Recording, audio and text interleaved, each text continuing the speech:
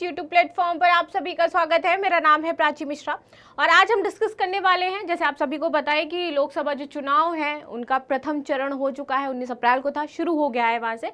तो इसी को लेकर के आप चुनाव की जो भी पार्टीज हैं उन्होंने अपने स्टार कैंपेनर्स अपॉइंट कर दिए हैं। तो अब ये कैसे अपॉइंट किए जाते हैं, इसका क्राइटेरिया क्या है और क्या होते हैं स्टार जो आपके कैंपेनर्स होते हैं, तो इनको हम समझेंगे। इस पर विस्तार से हम चर्चा करेंगे, तो अंत तक जरूर बने रहिएगा। चर्चा में क्यों है, तो लोकसभा चुनाव से पहले जितने भी दल हैं उन्होंने अपने क्या कर दिए हैं, स्टार प्रचारकों की सूची जो है वो जारी कर दी है।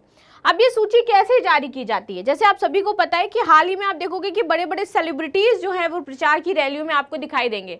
ठीक है, आपने अभी देखा होगा कंगना रनौत जी जो है वो हिमाचल प्रदेश में प्रचार कर रही हैं। तो इसका क्या क्राइटेरिया है कि कोई भी सेलिब्रिटी आकर के किसी भी पार्टी की तरफ से खड़ा होकर के प्रचार कर सकता है क्या?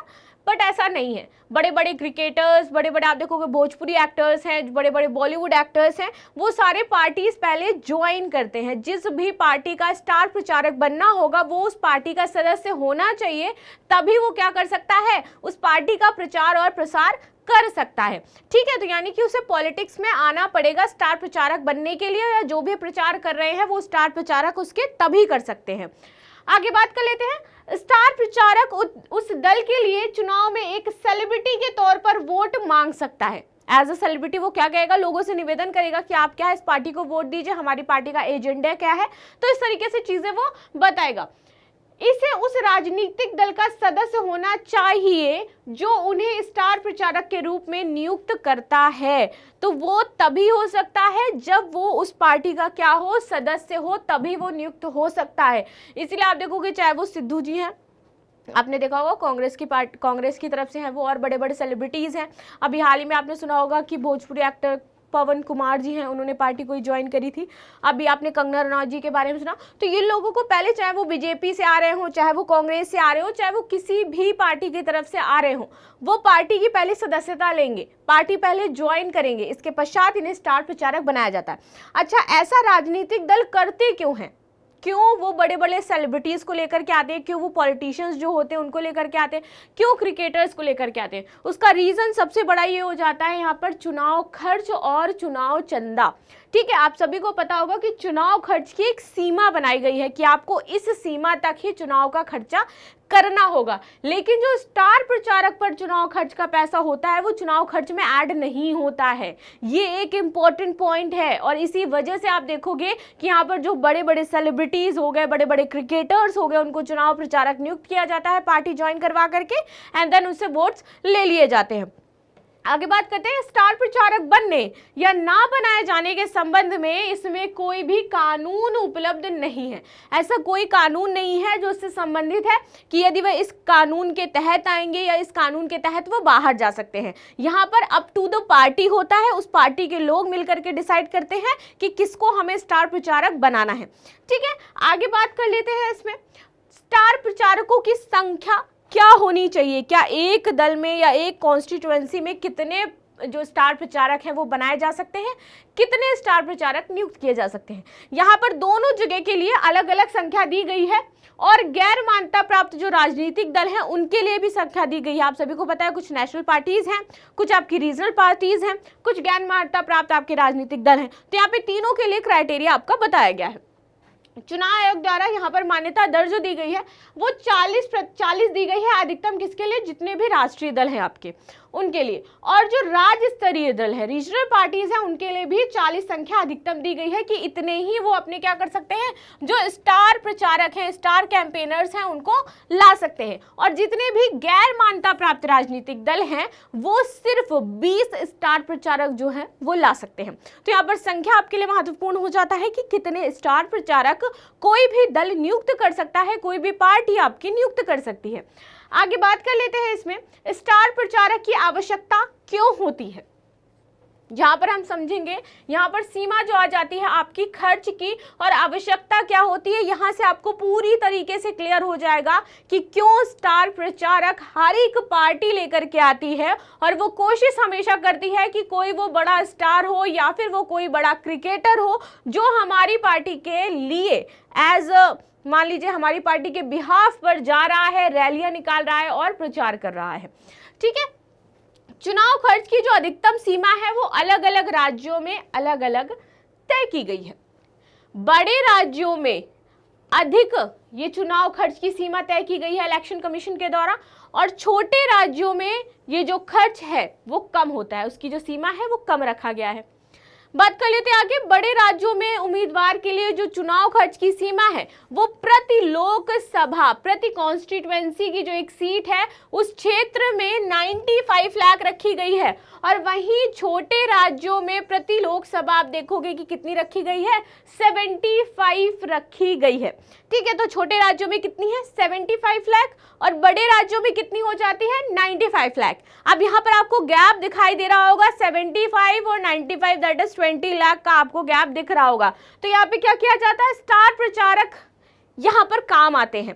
कैसे काम आते हैं, क्योंकि यदि और पैसा खर्च किया जा रहा है स्टार प्रचार पर किए गए व्यय को, जो भी व्यय हो रहा है स्टार प्रचारक पर, उस व्यय को उम्मीदवार के चुनाव व्यय में ऐड नहीं किया जाता है, नहीं जोड़ा जाता है, इसलिए ये इंपॉर्टेंट हो जाता है। तो ये जो गैप है छोटे राज्य बड़े राज्यों का, ये इस तरह से फुलफिल होता है, और हर एक पार्टी इस तरह से खर्च जो है करती तो ज्यादा है, पैसा तो ज्यादा खर्च होता है, लेकिन वहां पर लिमिट उसकी जो दी गई है 95 और 75 वो रहेगी, लेकिन यहाँ पे जो एक्स्ट्रा पैसा लग रहा है स्टार प्रचारक पर उसको ऐड नहीं किया जाता है। विधानसभा चुनाव के लिए बात की जाए तो विधानसभा चुनाव में खर्च की सीमा 40 लाख रुपए है, और छोटे राज्यों में खर्च की सीमा 28 लाख रुपए है। तो यहाँ पर काम आ जाते हैं आपके स्टार प्रचारक, और इन पर जितना भी पैसा खर्च हो रहा है वो आपके चुनाव व्यय में ऐड नहीं होता है। इसलिए हर एक पार्टी चाहती है कि वो जल्द से जल्द अपने स्टार प्रचारक की सूची लाए एंड देन वो कैंपेन को शुरू करे। ठीक, आगे बात कर लेते हैं इसमें क्या है कानूनी प्रावधान, इसके एक्सपेक्ट आपके क्या कानूनी प्रावधान है, इनको हम समझेंगे। जनप्रतिनिधित्व अधिनियम 1951 की धारा 77 क्या कहती है कि राजनीतिक दल के नेताओं द्वारा किए गए व्यय के संबंध में कानून प्रदान किए गए हैं। अब ये क्या कानून है, कोई भी राजनीतिक पार्टी क्या व्यय कर रही है उसके लिए यहाँ पर कानून का प्रावधान है, और प्रावधान किस प्रकार से है देखते हैं। इसके अनुसार किसी राजनीतिक दल के स्टार प्रचारकों द्वारा अपने दल के प्रचार के लिए हवाई यात्रा, जो भी कहीं भी वो जा रहा है अपने प्रचार के दौरान प्रचार के लिए जा रहा है, परिवहन जो भी यूज कर रहा है, कार ट्रक जो भी वो यूज कर रहा है अपने प्रचार के लिए, ठीक है, कि किसी अन्य माध्यम से किया गया खर्च, चाहे वो इससे संबंधित ही होना चाहिए, चुनाव से ही संबंधित होना चाहिए, तो हवाई यात्रा या परिवहन के किसी अन्य माध्यम में किया गया खर्च किसी उम्मीदवार के चुनाव खर्च का हिस्सा नहीं माना जाएगा। चाहे वो कार रैलियां निकाले, चाहे वो ट्रक रैलियां निकाले, चाहे वो बसों में भर करके अन्य उम्मीदवारों को वहां पर लेकर के जाए प्रचार के लिए, चाहे वो खुद अपने लिए कहीं हवाई यात्रा करके वहां पर जा रहा है, वो एक भी रुपया इसमें ऐड नहीं माना जाएगा। ठीक है, आगे बात कर लेते हैं जनप्रतिनिधित्व अधिनियम 1951 आखिर कहता क्या है। यहाँ पर तो ये बात कर दी गई कि स्टार प्रचार को लेकर के कानून क्या है, कि क्या यहाँ पर कानून बताया गया है आपके जनप्रतिनिधित्व अधिनियम 1951 की धारा 77 में।